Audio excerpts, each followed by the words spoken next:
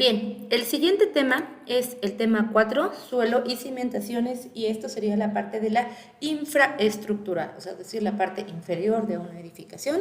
Y aquí ya viene algo mucho más interesante, que es a lo que vamos a ver durante todo el semestre, ¿no? Nuestros edificios, qué tiene que ver el suelo, qué tiene que ver los elementos, otros factores, materiales de construcción, etcétera. La cimentación es el conjunto de elementos de una edificación para transmitir las cargas del terreno procedentes de la estructura al suelo, al edificio, ¿sí? Conocer las características del suelo, pues obviamente necesitamos realizar excavaciones, mecánica de suelos, estudios de suelos, para que podamos saber qué tipo de cimentación es la adecuada, tipo de materiales, la cantidad, la calidad, etcétera, ¿no? ¿Qué pasa cuando se diseña mal una edificación? Pues bueno, lo hemos visto normalmente en los sismos, se caen, colapsan, sufren grietas y fracturas, fisuras que ya son muy costosas de poder arreglar, aunque sí se puede, y ese es otro tema que vamos a ver más adelante. Bien, hablamos aquí de cimentación, que es un conjunto de elementos de una edificación para transmitir al terreno la carga. Ajá. Entonces, ¿qué son las cargas? En nuestro tema, nosotros como ingenieros civiles, bueno, hay el término específico que se llama cargas estructurales, y estas son las fuerzas externas aplicadas a las estructuras, o puede ser también su propio peso. Aquí vemos, por ejemplo, dos esquemas donde tenemos nuestro sistema de columnas, nuestra losa en ambos casos, y aquí vemos cómo se distribuye, por ejemplo, ¿no? Del punto central hacia los costados, de forma donde se distribuye hacia las columnas, y este peso de esta losa junto con y como tal de las mismas columnas y las traves se distribuye entre las cuatro, nuestras cuatro, se me fue el nombre, perdón, entre nuestras cuatro cimentaciones, ¿no? En las zapatas aisladas que están aquí. Y aquí, por ejemplo, en este caso, cuando no tenemos esto, pues bueno, fíjense cómo es la diferencia entre nuestra carga transmitida a no tener carga transmitida, y por lo tanto se fisura, ¿no? No funciona como tal. Para esto necesitamos saber que hay diferentes tipos o clasificación de cargas para edificios. Cargas muertas, cargas vivas, cargas ambientales y cargas mixtas. Vamos a ver cuál es cada una de ellas. Las cargas muertas son de magnitud constante, que permanecen en una sola posición. Estas incluyen el peso de la misma estructura, y para eso pues obviamente tienen que considerar qué materiales van a utilizar. Hay casas de concreto, hay casas de madera, de barro, de coco, de reciclados, de adobe, bueno, de sillar, de muchos otros materiales, y tienen que ver qué sistema constructivo van a utilizar, qué materiales van a colocar, qué pisos y accesorios fijos, porque esto influye mucho en el peso.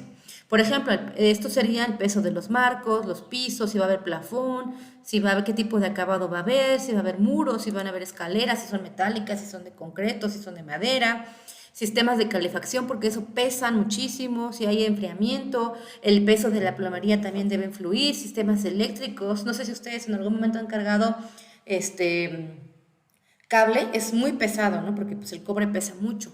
Los sanitarios, por ejemplo, que son fijos, pues obviamente esos influyen en el peso, lavamanos, tanques de gas, tinacos, y hay que considerar, por ejemplo, elementos modernos que también se utilizan fijos, ¿no? Por ejemplo, mobiliario, por ejemplo, se ve más en la cocina, que son de concreto, pero también hay sillones y mesas de concreto que permanecen fijos en los edificios, y estos también se tienen que considerar como cargas muertas. Entonces, el peso de la misma estructura más todo lo que lleva consigo son las cargas muertas, y eso se tiene que considerar dentro del diseño estructural y la cimentación, por ende.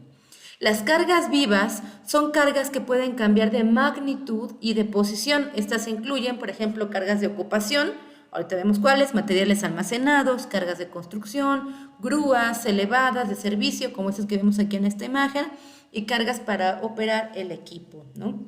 Como montacargas, montenes. Por ejemplo, las personas son cargas vivas.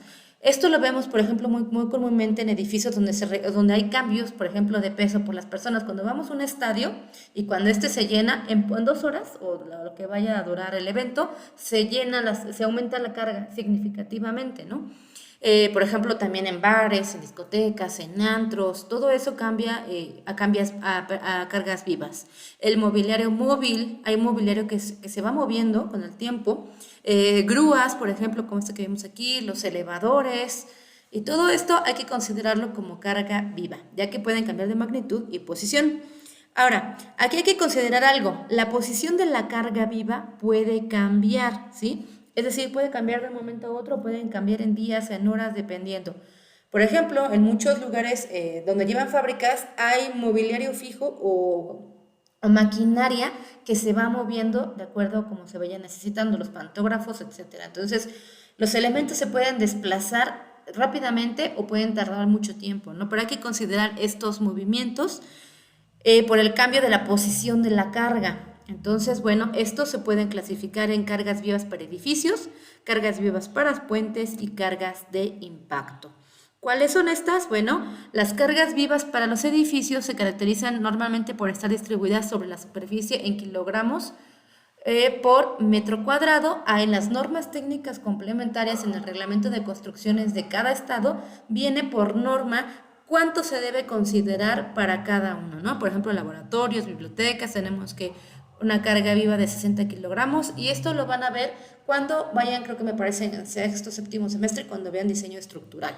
Esto lo van a ver, pero ya por lo menos aquí tienen un poquito de idea de qué son las cargas vivas, ¿no? Y que por norma también les pide que lo consideren, ¿no? Dependiendo el tipo de ocupación, fábricas, bibliotecas, casas, hospitales, etcétera. Las cargas vivas para puentes son cargas vivas causadas por el tránsito vehicular en autopistas normalmente o también en edificaciones. En autopistas pues es muy común ver los puentes, ¿no? Pero en edificaciones, por ejemplo, los edificios de estacionamientos que todo el tiempo tienen movimiento vehicular, entonces estas cargas hay que considerarlas.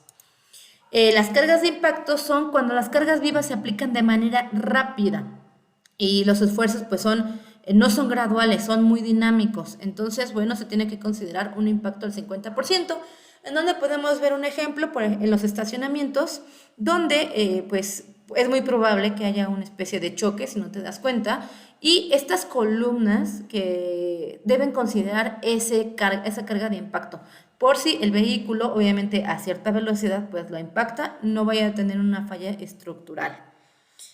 También hay cargas ambientales, estas son causadas por el ambiente que pueden afectar a la estructura. Normalmente puede ser la lluvia, el viento, la nieve, la temperatura, el sismo, ¿no? En el caso del viento, hay vientos, diferentes tipos de vientos, por ejemplo aquí en México. No es lo mismo un viento cerca de una costa del Golfo o del Pacífico que, por ejemplo, en Toluca, que es una de las partes más elevadas de toda la República Mexicana. El tipo de, el viento que se mide en kilómetros es muy diferente a un viento más inferior, ¿no? Tiene que ver la altura, bueno, muchas cosas. Por eso muchas construcciones, no sé si han visto en obras negras, que tienen las traves en formas de X. Esto ayuda a que el viento se distribuya de forma uniforme para la estructura.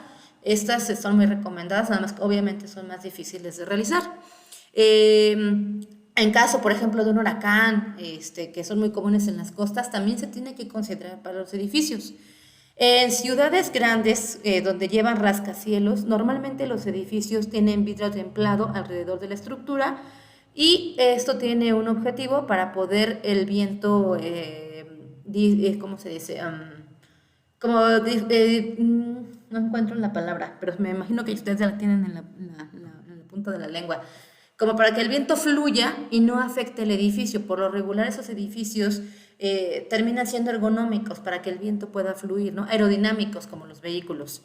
Las cargas de nieve también, por ejemplo, en Estados Unidos y partes ya de México, como Chihuahua, otras, influyen mucho en el peso de la estructura. Normalmente se hacen a 2 aguas o a una agua con una pendiente para que pueda la nieve bajar de forma por gravedad o que sea fácil quitarla con una pala, ¿no? el peso de la nieve es muy grande, entonces hay que considerar ese factor. Y las cargas de un sismo en un terremoto, pues obviamente son en terremoto o sismo, ¿no? Acuérdense que hay movimientos longitudinales y transversales y oscilan, entonces hay que considerar esas ondulaciones como parte de nuestras cargas ambientales.